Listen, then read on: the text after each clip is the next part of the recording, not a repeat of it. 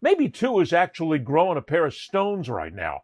Maybe he's actually deciding that he needs to stand up, because if he doesn't stand up, the season is gone. Look, the season for the Miami Dolphins is already gone.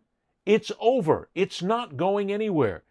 But here's a guy who is so invested in what he's doing here that he's willing to break the chain of command. He's willing to actually break the mold, if you will, and say something in public. Yes, it started a tremendous amount of controversy now around this franchise, but this franchise needs a little controversy. It needs a lot of change. At least Rodney Harrison and so many of the others are on top of this by saying, this coach needs to go. There's not a question about it here.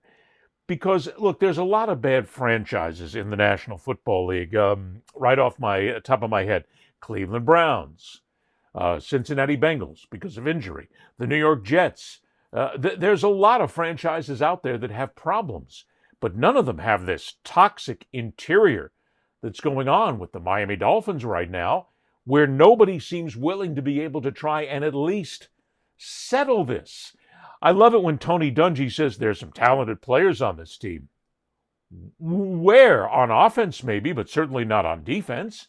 Every team has got talented players, but you need to have that tight relationship inside the locker room.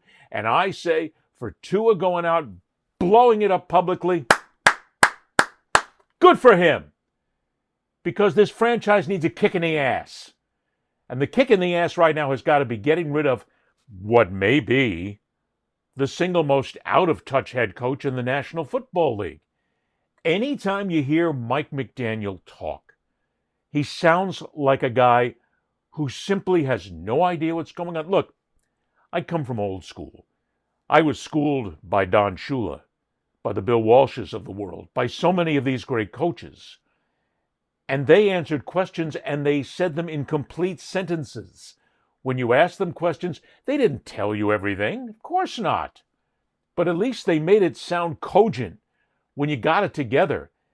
And they sounded like somebody who actually knew what they were doing at one point in time. When you hear Mike McDaniel talk, and when you hear him talk about Tua and what Tua said, you hear a guy that, quite frankly, it's nothing more than incessant babble.